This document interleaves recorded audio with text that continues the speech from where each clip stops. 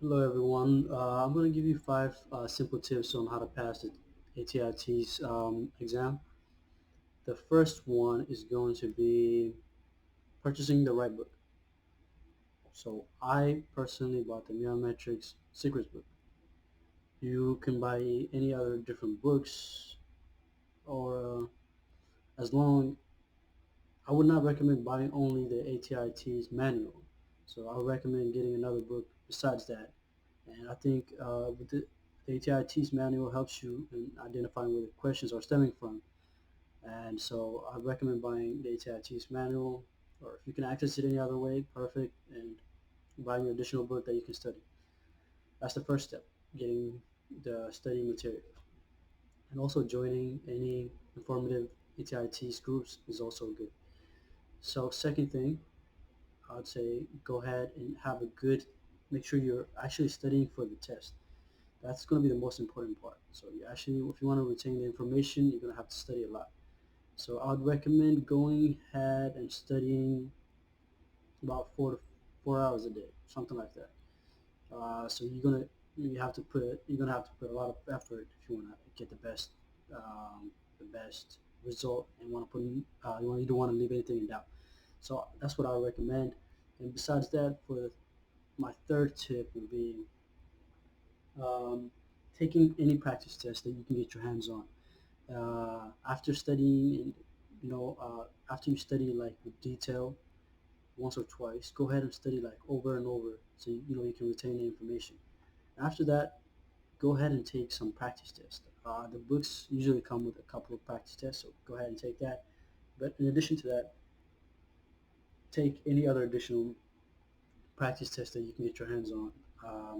After you're able to do that, after you've taken additional practice tests and you feel like you're ready, I'd say go ahead and purchase the ATIT's practice test.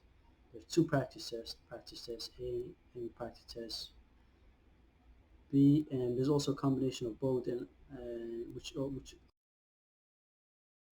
section? That's the one I purchased. It's around $80 or $90, and it's going to be worth your money because it could help you understand and the format of the test. So I recommend that to you guys. Um, and if you even want to spend more money, you can purchase a comprehensive study package, which can be even more informative. Just costs more. So after you feel like you're ready and you take the practice test, you'll see where you're at and what this test is going to be like. So that's going to give you a good idea of what you can expect from the result from the test. And that practice test was very helpful because I actually studied a lot. I studied about 3 to 4 hours, 5 hours a day, leading up to the test for about a month. So that's what I could say to help me in passing the test. So after you got everything down and you're feeling confident, I would say go ahead and see your test taking strategy. So a good test taking strategy goes a long way. You want to prepare, and whenever you do get the chance to take the test, you want to trust in your preparation. Um, you don't want to stay on any question for too long. Reading, you only have 64 minutes for 52 questions, and it's like almost about a minute for each question. So you want to know that you want to be on track with the expectation of that. And also for the math part, you have a calculator. And most of the answers you can find with the calculator. The math part is actually not that hard. And the English language usage, you can break it down to see what kind of questions they'll ask by using the manual and their online formats. Um, so they most of the questions stem from like particular